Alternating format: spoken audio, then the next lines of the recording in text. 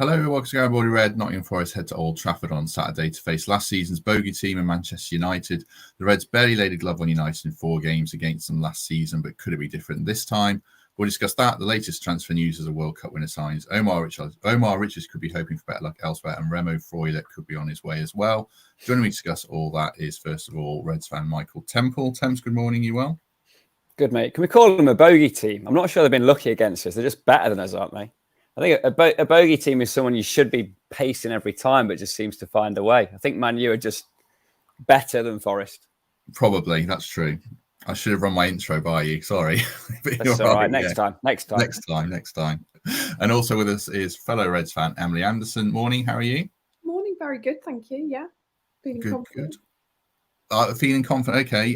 Well, before we do that, I'm going to be a shameless plug person and ask everyone who's watching for a favour to vote for us in the Football Content Awards. We were shortlisted last year and didn't win, shamelessly. So hopefully we'll go one better this year. So if you could vote for us, that'd be amazing. The link is in the description. Just vote for us for Best Premier League Podcast, any sport. Very much appreciated, whether you vote or not. It's good to have you with us. So come back to you, Emily. Feeling confident, even though, as Temp said, United have been significantly better than us. What makes you feel confident heading into this one? Well, looking at Man United to start with, they're in a right old mess, aren't they? Against Wolves, they provided nothing. And Wolves, who struggled to score goals, were managed to just run through their midfield like there was no one there. They had a few chances against Tottenham, but again, couldn't create. I think that they're clearly struggling to find who is their best 11. Rashford's not very happy going down the middle. He seems lost. Casemiro seems isolated. Yes, as Temp said, they are a better side than us, and we got absolutely hammered 4 times by them last season. But if you want to play Man United, you want to play them now, because on and off the pitch, they're in a bit of disarray. There's still all the furore about the Glazers. They've had all the controversy about Mason Greenwood this week. There's also talk of Anthony causing some problems as well.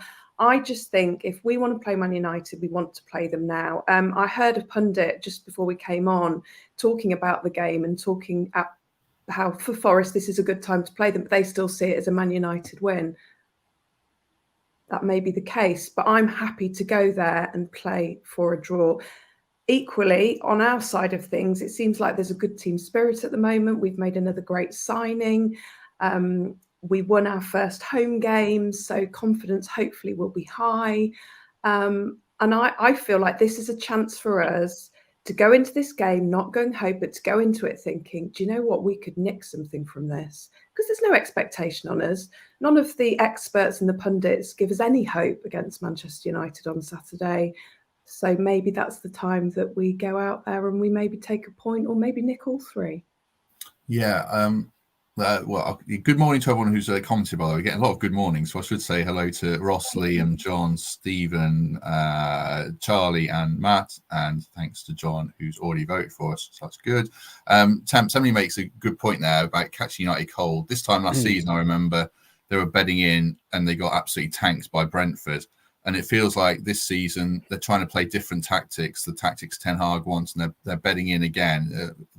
Like Emily says, if we're ever going to play United and have a good chance of getting something, it does feel like this is a good moment.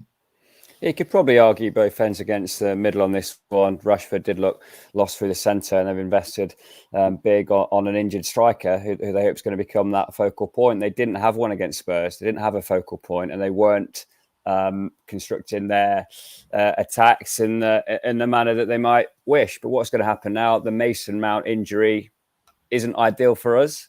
I think that Christian Eriksen comes in and is a figure of solidity. That link up he had with Fernandes against Forest at City Ground in similar circumstances when he was elevated to the 11 off the back of an injury. They were almost telepathic, those two. So much guile and experience between the pair, and I think they're a pretty formidable creative duo when it comes to unlocking defences. I'd expect Rashford to be back out on the left. They only have to look at the tape from last season, see how comfortable we were when he was running at us directly. Marshall probably more than likely to come in and play at the top of the pitch for Man U. But they weren't convincing against Wolves, and they were second best against Tottenham. So Emily's exactly right. They're going to improve throughout the season. Now is not a bad time to play them. But I do expect them to make changes to their 11 to address a couple of points of weakness with Rashid back out on the left. And Eriksen, a more bankable player for me than Mason Mount at this moment in time. So picking up on that, I spoke yesterday to Tyrone Marshall from the Manchester Evening News to get his view on how bad United have been and how they're feeling about the game. And the main two topics were midfield and Rashford. So I've got two clips to play. I'll start with the midfield. Because interestingly, we did talk. He said Eriksen will come in, and he was actually thought McTominay would be a better fit. And even with Eriksen coming in, he thinks it's more a question of balance and tactics that are wrong. So I don't think it necessarily solves the problem. Let's hear what he said. For me, has been lacking energy. That the balance hasn't been right. It's been clear in pre-season, the first two games, that Ten Hag's trying to move things on this season, trying to take his own game plan on tactically. They've been a lot more aggressive in terms of pressing. With Onana in goal now, they're playing a lot higher up the pitch, but the balance hasn't been right. The entire midfield's been too far up the pitch at times. Casemiro's been too far up the pitch, and they've just looked overpowered as well. On paper, that trio of Casemiro, Mount and Fernandes looks pretty good, but on the pitch, it hasn't worked. Mount was totally ineffectual against Tottenham, I thought. It was beyond a good 10, 15 minutes at the start. After that, he just disappeared, and Casemiro as well. He started the season pretty sluggishly. He's been caught out too far up the pitch. And I think, there's obviously going to be a change there. I would imagine it's Eriksen, but there's probably an argument that it's the balance as much as the personnel that needs to be fixed in midfield, because it has been an area of concern for those first two games. One of the other things he said, Emily, was about how United have looked less fit than their opponents. And we've seen Forest finish games strongly. Is it kind of prudence in this game, kind of like the Arsenal game again, sit in, keep it tight? If you've got more energy in the last 20 minutes, then go for it if we're still in the game. Is that the best way to go about it? Yeah, I really do think that there has been talk, hasn't there, that maybe their pre-season wasn't quite what it should have been at United. And the criticism of them is that they are pushing forward and not thinking about those defensive midfield positions, which is why, and we'll see when you see my lineup, I think Elanga would be a great super sub 60th, 70th minute with his pace. Once those defenders are tired, I think he could cause some real problems for United. I stand by what I said. I think that, we play them now. It's the best time we can play them, because they'll only get better. Of course, they'll only get better. They are still bedding in, and things aren't going right for them. But there'll come a time when it will all start to fit for them, and hopefully it's not against us on Saturday. Lots of people watching on the other side of the world. I guess this is a good time for them. Steve in Australia, I think, and Adam, who we met the podcast live in New Zealand, and Heath in New Zealand as well. So there you go. We should do these early more often for those guys. I'll play the other clip, Temps, and then ask you about Rashford and the attacking options and how we go about containing it. So here's another clip from Tyrone on Rashford and their attack. He always insists that he doesn't mind. He maybe prefers it slightly off the left, but can play centre forward. But his biggest impacts as a striker last year came when he was moved there in game after 60, 70 minutes and then had an impact. When he started games there, it's not been working for him. And I think you probably need to put him off the left. Like you say, Garnacho hasn't really taken his chance so far. He had a lot of space against Tottenham and didn't do enough with it. And whether it's Martial, he's had fitness issues. Højlund's been battling this back problem. I'm not sure he'll be fit to start against Forest. It does feel like something needs to change. I've talked about balance before. They've had 37 shots in the first two games and let 40 shots on goal. So these games are far too open, but they've had enough chances to score far more than one goal. And the one goal they've got has been a header from a centre half. And if Rashford's more likely to score off the left, then it's worth changing that and playing Martial up front for an hour if that's all he's got in him, or even for 50, 55 minutes if that's all he's got in him, because they do need to start finding the back of the net. So if Rashford plays off the left, as we imagine he will, that puts an onus on our right wing back. Is that Montiel or is that Serge Aurier for you?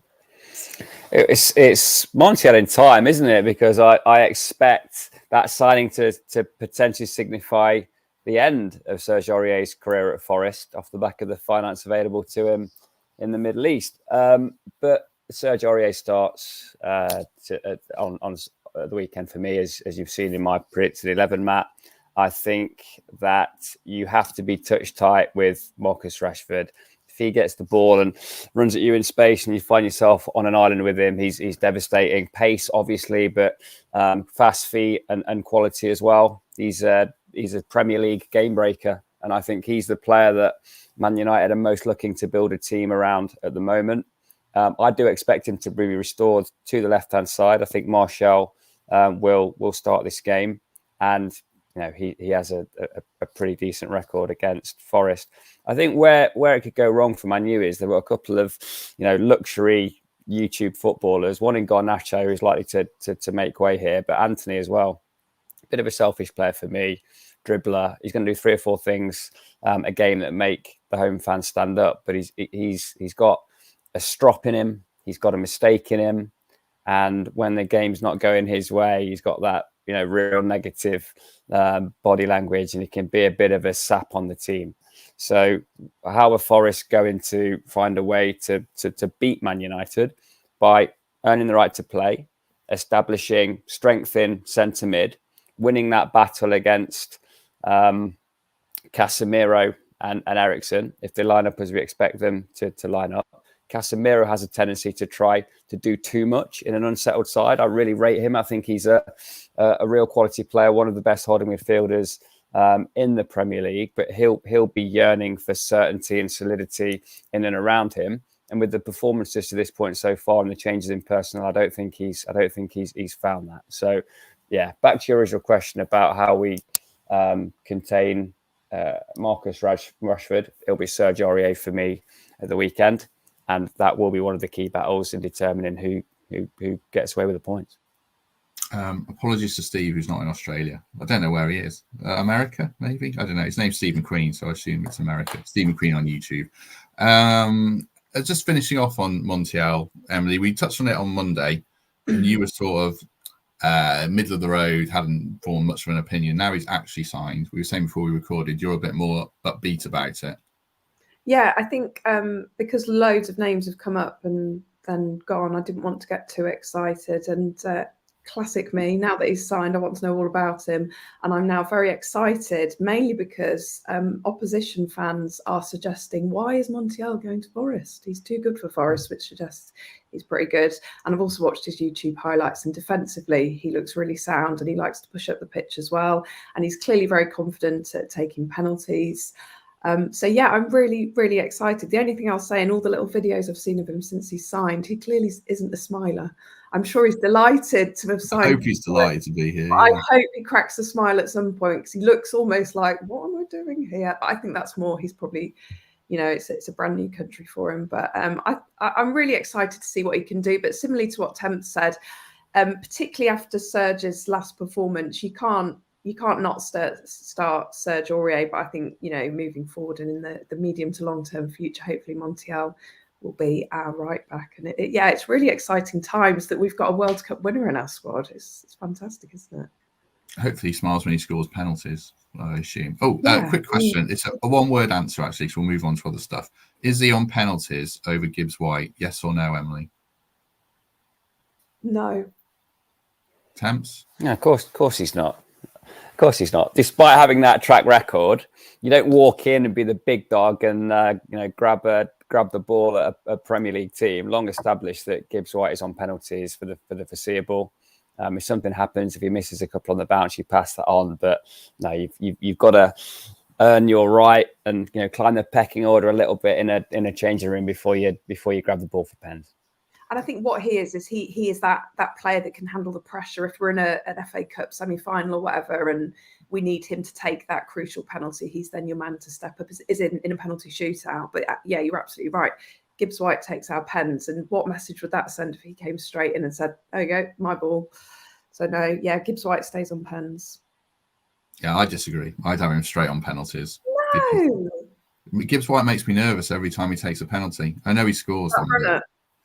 It's a run-up. Yeah, this guy, if you've got the track records he's got, and then obviously the nerves he's got, so I just stick him straight on pens, assuming he's on the pitch. But there we go. It's good to disagree.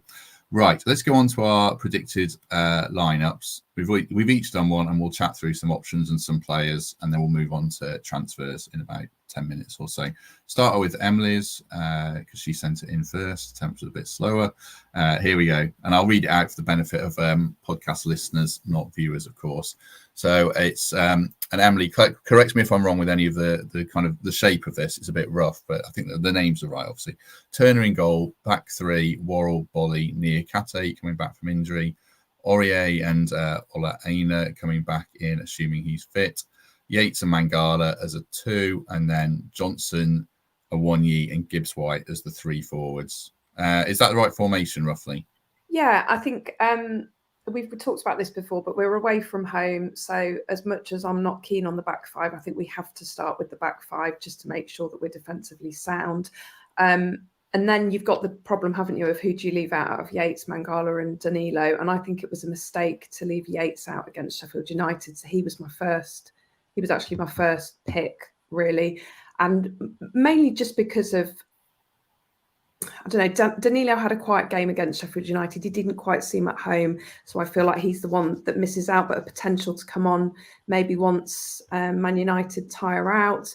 And then I'm sticking with the same attacking players, Gibbs White, of course, Johnson on the right and Awonyi through the middle.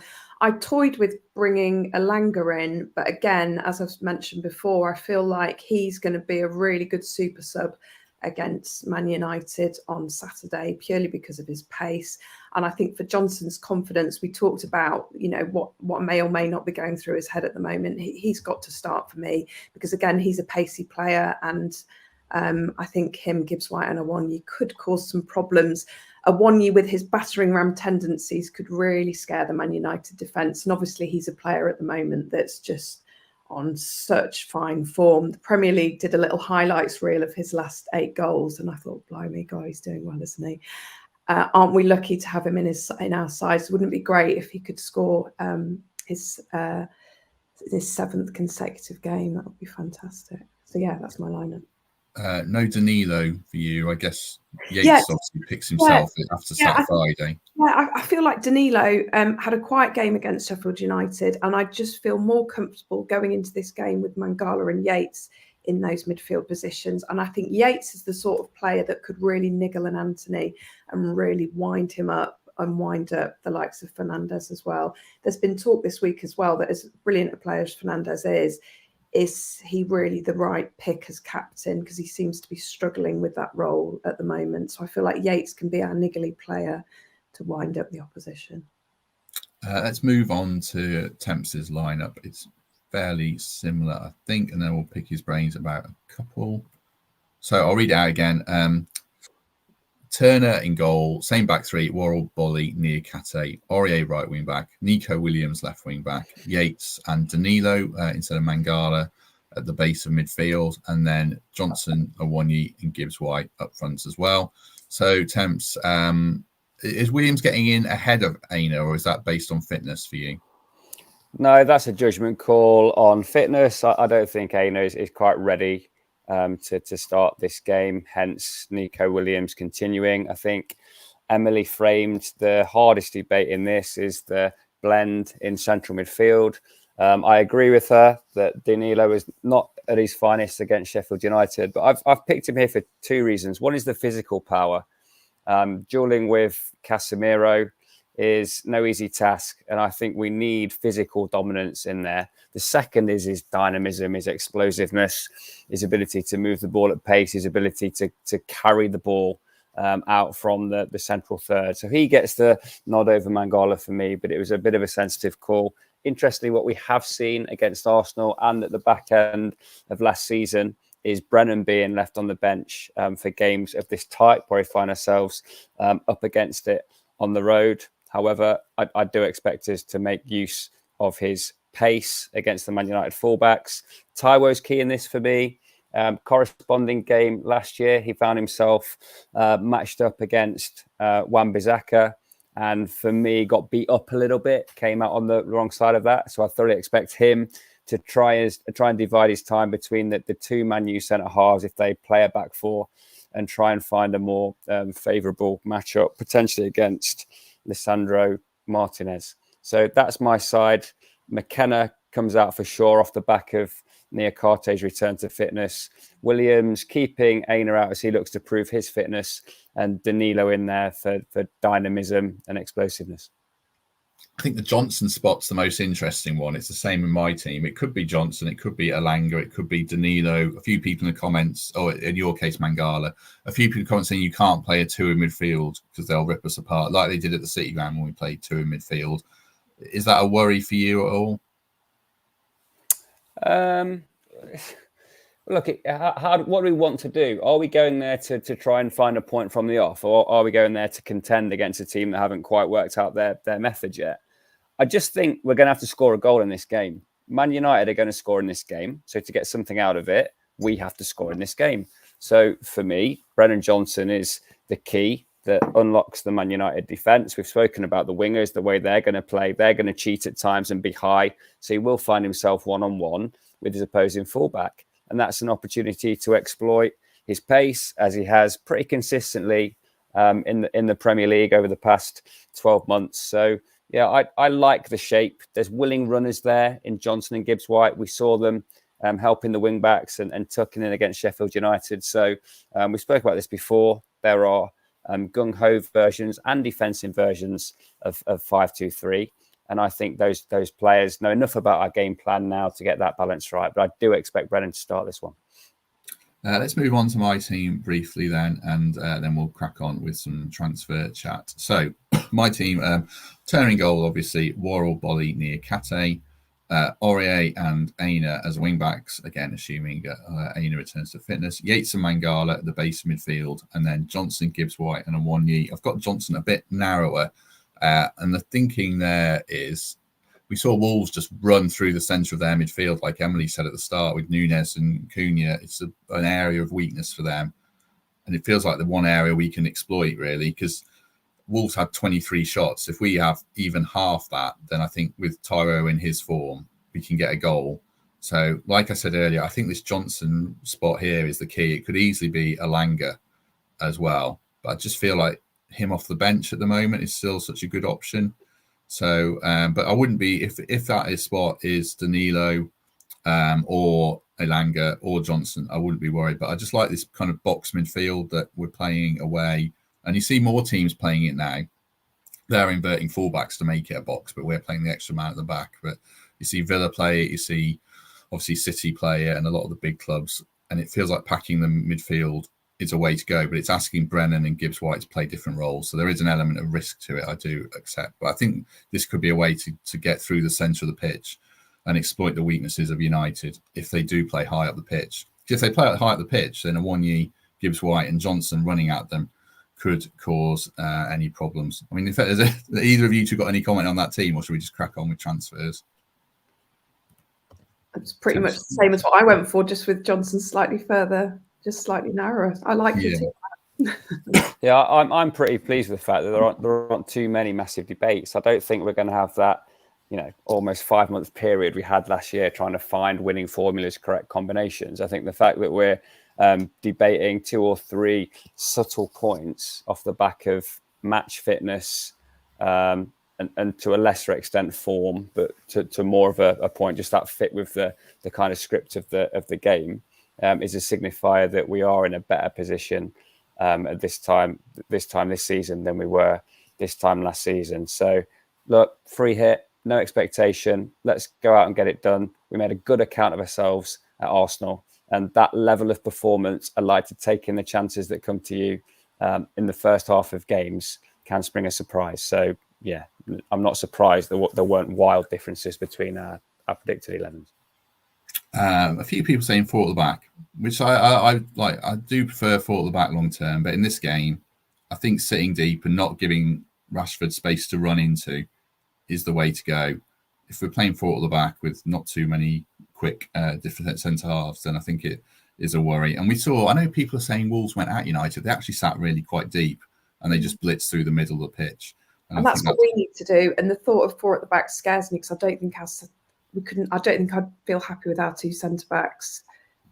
Niakate's quick, isn't he? But he's only coming back. But then doesn't that leave Worrell a little bit exposed? And I just feel like we've just got to be really, really careful that we don't have a repeat of last season against some of these big sides where we get absolutely pummeled and then regret our choices. I think we play them on the counter-attack and we try to use the pace of our front players to get a cheeky goal as and when we can. As much as a back four would be fab, but we don't have the personnel at the moment to be able to do that in this sort of game. Please don't spam the comments with the same thing over and over again. I don't know if Bill's serious about Gibbs White. I almost booted Bill last time, so he's just making the same point over and over again last week. But if you are serious, Bill, and you think Gibbs White is rubbish, that's fine. But you don't need to make the same point 15 times over and over again. Right, let's move on to transfers. Just seen a message in the private chat. So yeah, where shall we start? We'll start. We've discussed Montiel. Let's move on to Richards. Omar Richards going on loan to Olympiacos potentially. I feel like it's a really good move for us. I'm not sure it's a really good move for Olympiacos. I don't know how their fans will react to it. So he's not kicked a ball for ages. What do you think about it, Thames, if he goes away for a season? Look, we're not a proving ground anymore. We can't take risks and blood players before we know that they're ready. He's had several setbacks, having been signed on a fee and from a club and into a side that needed a first choice left back. He hasn't been able to get it together. He's at a point now where he's so far removed from any meaningful competitive football that we can't take the risk in our Premier League quest to bed back in a left back that's had a year off. So essential for him to go and prove his level again. We have to look at him as a completely fresh player now. What he did at Bayern is irrelevant. What he did in England before that is now irrelevant. We need to scout his performances for Olympiacos, and he needs to be turning it on game after game after game at that level to prove to us he can come back in as a first choice left back. And if he doesn't do that, he might never play for Forest. Yeah, Bill's gone. What do you think about it, Emily?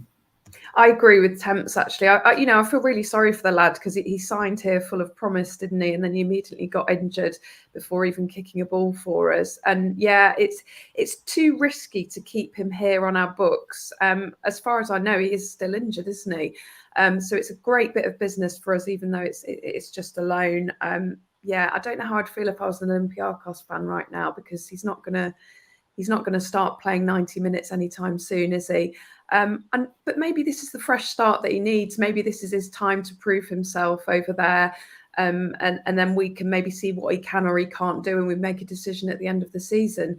But I never saw him in our plans for this season anyway. So for me, it's good business for us. Yeah.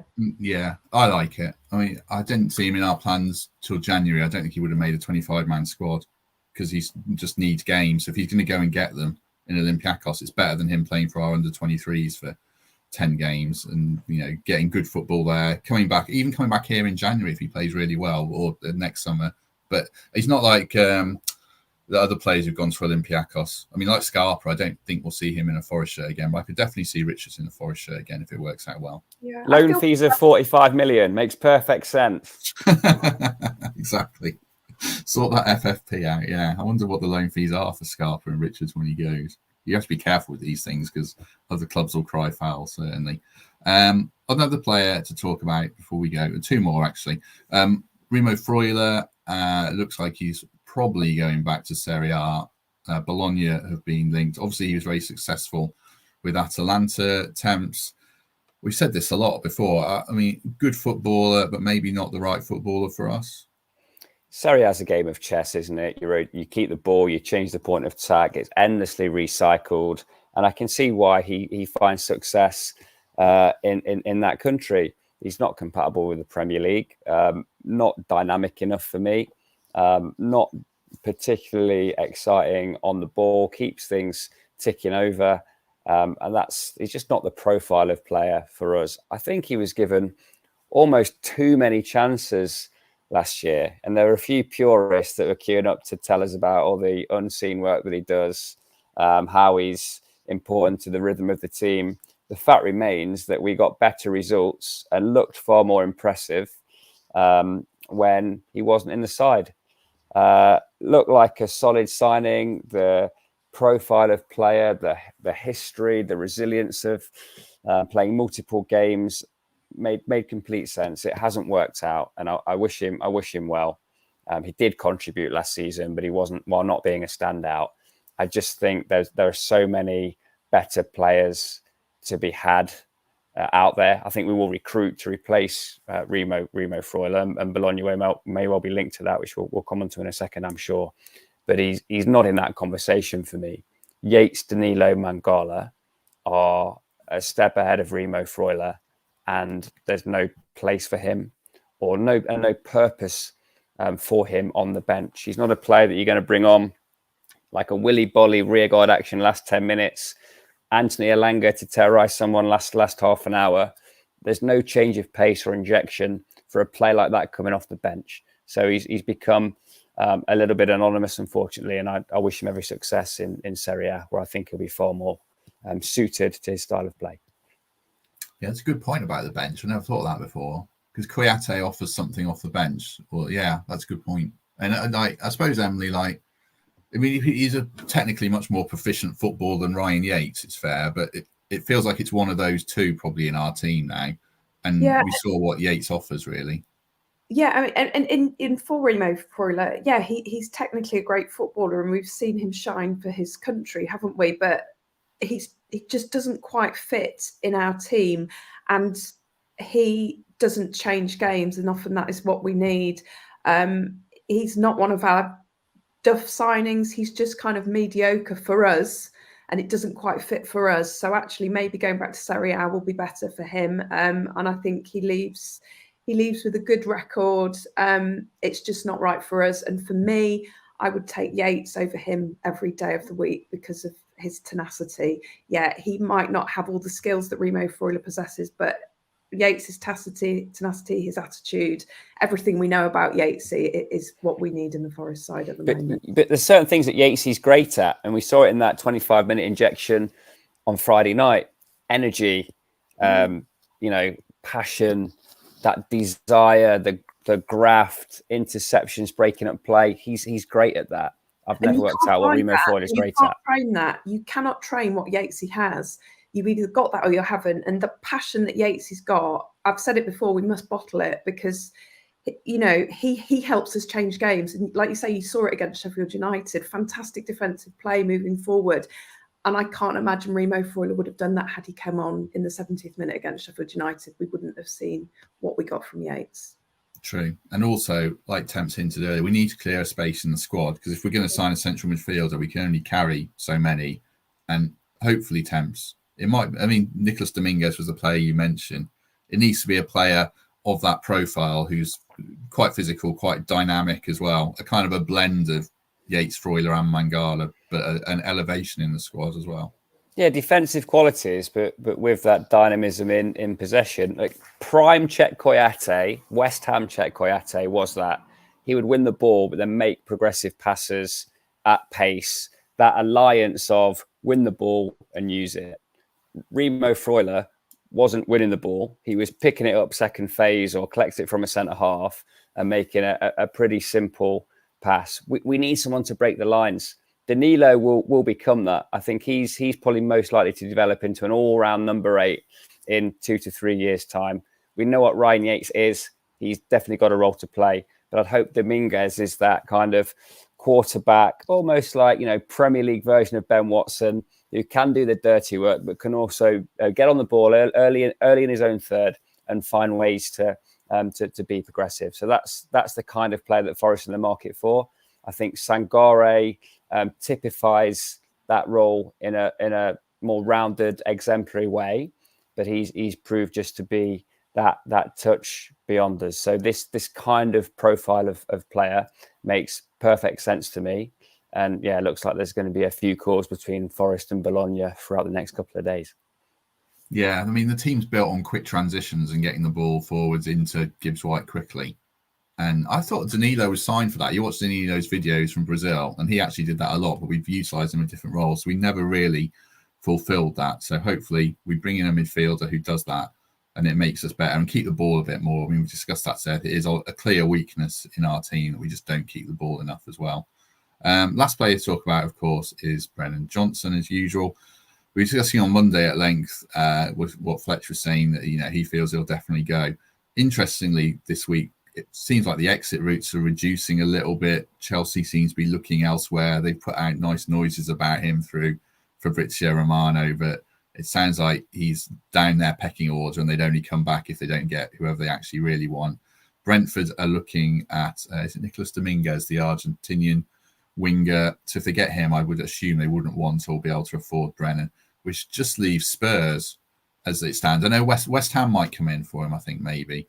But it feels like Spurs, Emily, are perhaps the best and last avenue. Could we actually see Brennan end up staying at this rate if they don't go for him? Yeah, I think we could, because I think actually West Ham would, for me, that wouldn't be a great move for him. That would feel almost like a sideways move. I know West Ham have had some years of success, but their current team, the way they're currently playing, I don't feel like, I mean, he could be a star there, but is it a great move for him? Probably not. I think his most likely exit route now is Spurs, unfortunately. I desperately don't want him to go and I want him to stay, but I understand the implications of FFP and we've got to balance the books. Yeah, he might end up staying, but does that then put us in a bit of a pickle at the end of next season for balancing the books? We heard Fletch eloquently say on Monday how much Brennan doesn't want to go. And that makes it even harder, really, doesn't it? Because I think for Brennan, for his career, another season with us would bump up his price. It would make him a more rounded player. And I think that would help his career. I'm not sure whether going to Spurs this season will help him in his career. But having said that, maybe Ange Postecoglou season as an eventual starter. I've already come to terms with the fact that I think he's going. So for me, yeah, I think if it's any team, it's Spurs. But that's with a heavy heart. I say that, a really heavy heart. I mean, he would play that Kulusevski role at Spurs because Kulusevski has no pace, but he's a really good player. But he fits in more to that intricate style that they play, which makes me wonder about Brennan. I should say about West Ham as well. They're also signing Mohamed Kudus by the look at the Ghana player, who's a right wing who had a great World Cup. So that's another avenue probably closed off. So Temps, if Brennan stays and it rules out the possibility of us getting a big money central midfielder and we have this squad basically now, is that a good scenario, a better scenario? Would you worry about FFP in a year? How would the land lie for you at the end of the window if Brennan's still with us? It would make us a better team this season, for sure. We're a better team this season if we take Brennan Johnson into September and beyond. I said last week on my Twitter account, I don't think there's a bad option. We keep Brennan Johnson or they pay the piper, and the quote is 50 million quid. And our ownership have been rock solid on not wavering despite FFP pressure when these bids have come in the mid 30s, high 30s, touching £40 million. Now, I don't normally like to mention betting sites on here, but Sky Bet have got Brennan Johnson at 2-1 to stay at Forest. So a clear understanding out there in the marketplace that he's going to move in this window. And as Emily referenced there, Fletch wasn't speculating when he spoke to us on Monday. He's got inside information there that Johnson is the family silver that we need to sell to remain within the constraints of FFP. So I do expect Brennan to move on in this window. Deadline pressure will flush out the best bid, and if it starts with a 5, Forest will sanction that move. Yeah. I'm not sure if we have to sell him, say, within FFP. It's more the case, potentially, that if we want to do business, we have to sell him. Otherwise, there's no cash in the pot, which, again, is back to that same debate we've literally just had. So we'll probably move on and see what happens. How many days left? Oh, gosh, there's 7 days left. I'll be so glad when this transfer window shuts. I mean, I shouldn't say this as a journalist for an outlet that reports a lot on transfers, but I hate the transfer window. I'll just be glad when we can just talk about games and not have to worry about last minute bids. Are you going to wear a yellow tie for us on deadline day? I haven't got a yellow tie. Hang on. What have I got? I went to tea at the Ritz. He's got his Paul Smith on it again. Tie right here. I went to tea at the Ritz for my wife's 40th and I had to wear a tie and a jacket. And it's not my thing, Temps, as you well know. It's much more. The circles this guy moves in. You've got to push the boat out for a special occasion. So there you go. Right, I think that covers everyone. Any other business? Emily, anything you want to add? No, I'm good today. I'm feeling quite buoyant after that. Good. Temps, anything you want to add? Well, I was just going to mention like the kind of football manager thoughts about if we looked for a make weight in that Spurs deal for Brennan Johnson, and players like Davinson Sanchez and Højbjerg, one or two others, no doubt do appeal. And if teams do balk at paying £50 million for Brennan Johnson, is it all the more palatable if they've got players on their C list who they're trying to shift on? And I think there are one or two instances at Spurs where we could be tempted in that regard. So just don't bet against a cash plus player or players deal with Spurs as the deadline gets closer. You mentioned Højbjerg. That would be amazing. I don't know if that's realistic, but Sanchez, much maligned, but actually probably quite good for what we want. Is Bill back just with a different name in the comments? I don't know. It's too late to ban someone else because we're going now. Much maligned players. We love a much maligned player. We do. Players, we can turn them around. Yeah, we turn them all around. So yeah, we'll take them. It's a shame. There's a question about shirt sponsorship as well, Matt, which I'm hearing on the Jungle Drums could be just around the corner. Oh, very good. Oh yeah, I saw that in the months ago. I should have raised that. Yes, was it next week? We'll keep our eye out for that. Yeah. Let's see. Yeah, could be something in the pipeline on that, certainly. Two bits from me. I started the show pleading for your votes, and I'll end the show pleading for your votes. The link's in the comment for the Football Content Awards. I forgot to say on Monday that I went to the 100 at the weekend. Thank you, Uncle Temps. And took my kids and very much enjoyed it. So I'll give it a little boost. I mean, it's terrible timing, Temps, because it was the last day. It's finished. Cheers, mate. But this time next summer, if you're looking for something to do, I know the 100 isn't everyone's cup of tea, and it's not necessarily my favourite form of cricket, but my kids loved it, and it's very accessible for them. So go for that, or go down to a Blast game and watch the Outlaws, and then hopefully get kids all the way up to Test cricket, the best form. Or the Bank Holiday Sunday Food Festival. When's the next bank holiday? I work bank holidays. When is it? Sunday. Is it Sunday. Bank holiday this Sunday? Yeah. God, I'm working. Oh dear, that's not going to go down very well at home. Right, okay. Well, Mrs. Davies can come. Mrs. Davies can bring the kids. You can stay at home and graft. Or plan your next trip to the Ritz or whatever you do. What time does it finish? All day session, mate. I think we're running. I think we're going 12 till 10. 12 till 10? Oh, I might come down. I work 7 till 3, so I might come down later, get the kids down. Right, we're really waffling here. Sorry about that. Thanks very much to everyone who's joined us. Very much appreciated. We shall be back on Monday with Lewis, Greg. Emily, you can't do it, can you? No, I'm on another jaunt away, so I'm not available. Another jaunt away. It's almost as bad as Temps for traveling. Another secret millionaire. How was your golf on Monday? Did okay, mate. Won by 7. I was 7 up with 5 to play. So yeah, you're a good omen for me. I saw you put something on your Insta story of teeing off, and it was a good shot. So I'm assuming it was your best shot. Yeah. Anyone that's played golf knows there's nothing quite like the nervousness of having 16 lads watching you tee off, and all that's going through your head is hit it straight and get past the red tees. So yeah, I was pleased when the camera was on that I did okay, but there are plenty of times throughout the round where I find myself hacking, but fortunately only counts if it's on camera phone. True, and you held the pose very well after that drive. Right, and also on Monday might be Temps. I'll ask him after if he can join us. He's on a roll of appearances, so we'll see if we can keep him going. And then Mikey's back soon, probably after the Chelsea game. Right, have a good few days, everyone. Enjoy the United match. Hopefully a result. Feeling quite confident, but like Temp says, no pressure, which is always nice. And we shall see you soon.